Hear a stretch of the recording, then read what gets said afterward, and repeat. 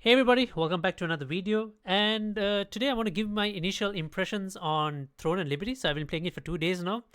I did two live streams, and yeah, I just want to let you guys know what I feel about the game. This new MMORPG, this new free-to-play MMORPG, uh, which came out, and what it's like to play from a free-to-play perspective. Right? I haven't paid for anything yet, so I just want to see what it's like.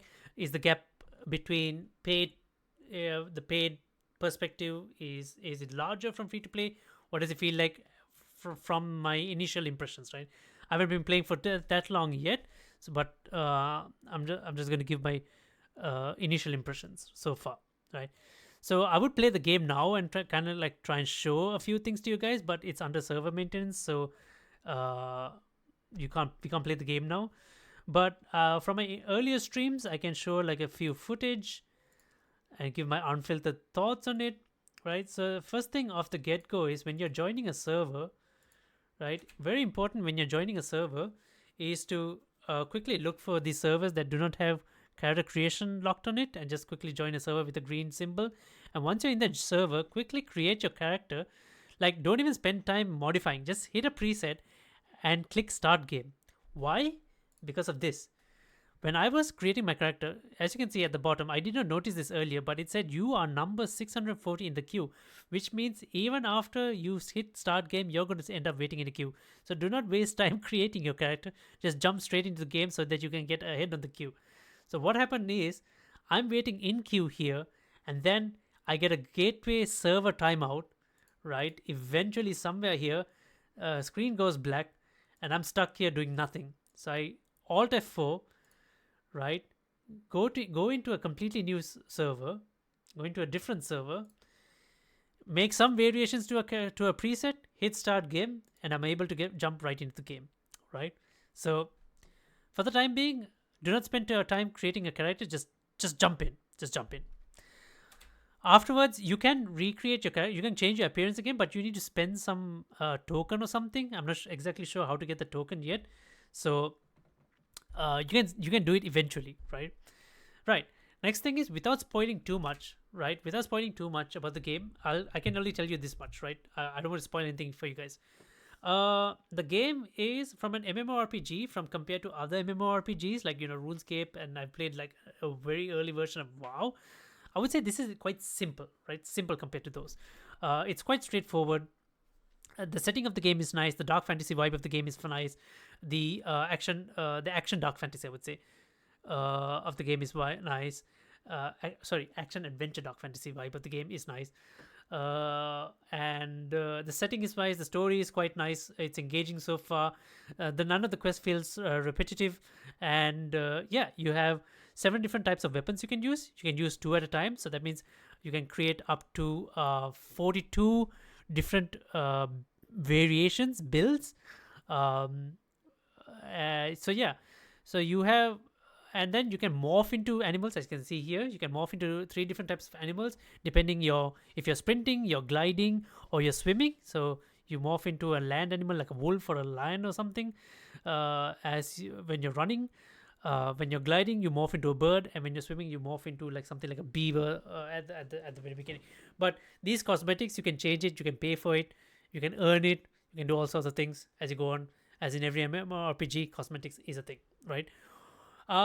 Weapons, you gain access to a fair amount of uncommon weapons.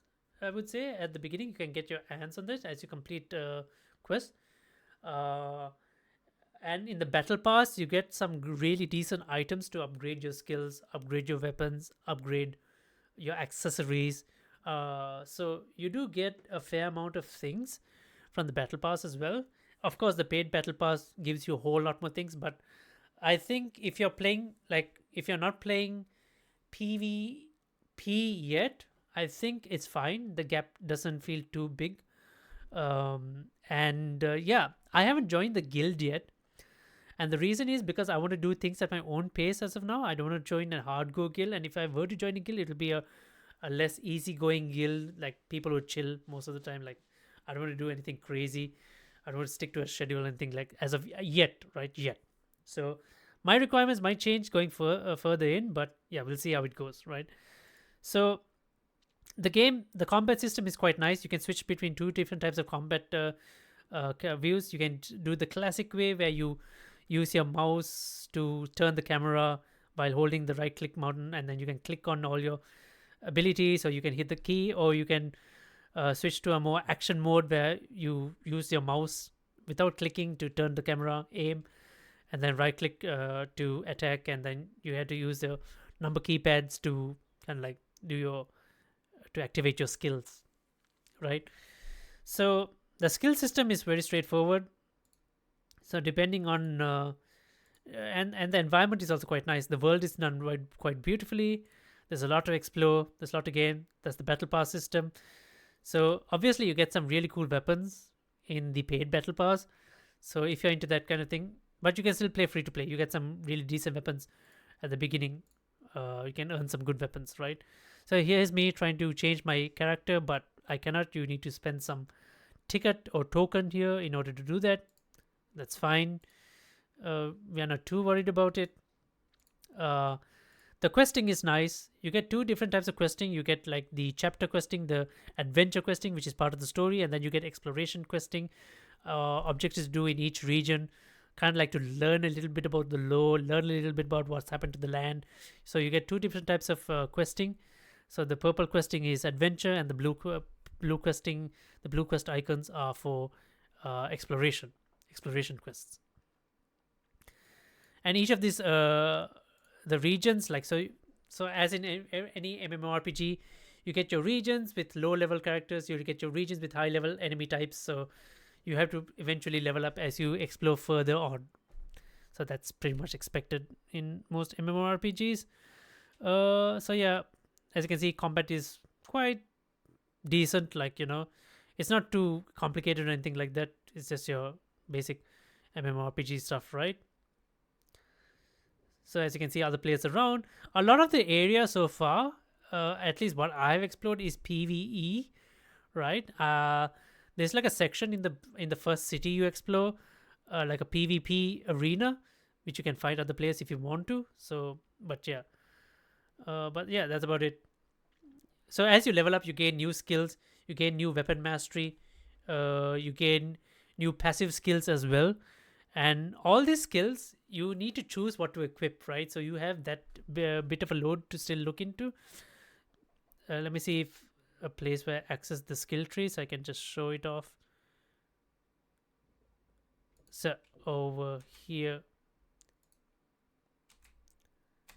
yeah. So right now I'm using the greatsword and the staff. So these are the abilities that comes with the greatsword and staff. As I said, you can switch this. So you get a greatsword, you get sword and shield, you get double daggers, you get the crossbows, you get like a double crossbow, you get a staff, you get a wand, and you get a longbow. So you have 7 different types of weapons, and depending on what you equip, you can equip 2 at a time. So you get a different set of abilities which you can equip here. So right now I'm using the greatsword and a staff. You can't equip a greatsword ability, then unequip the greatsword and put something else and equip that. No, you need to have those equipped. So you are limited to just those 2 weapons and the abilities that comes along with those 2 weapons. So right now I have the greatsword and the staff. These are the active skills that comes with the greatsword. These are the active skills that come with the staff. These are the defensive skills that comes with the greatsword and staff accordingly. And these are the passive skills that comes with the staff and the greatsword accordingly. So as you level up, you get access to more active skills and passive skills per weapon type. So you can equip any combination of these active skills and passive skills onto your quick slots. So you have like kind of like a quick slot build set, so you can quickly switch between depending on what you want to do. So right now I'm going for like a warrior mage class. So I have something for close quarters, I have something for range combat as well. So you mix and match, and you get different types of tokens which you can upgrade. So you have a set sum of tokens. You have one set of tokens to upgrade your active skills. You have one set of tokens to upgrade your passive skills. You have one set of tokens to upgrade your defensive skills. And then you get a different types of tokens that you can use to upgrade your weapons, your accessories, your armors. All of these require different tokens. And these tokens can be acquired from the battle pass, completing objectives, completing story missions. You earn them as you go on, right? As you complete certain things, certain requirements. So you earn them, you upgrade them, and eventually you can upgrade your character as you see and wish. So that's pretty much what I can say about the game.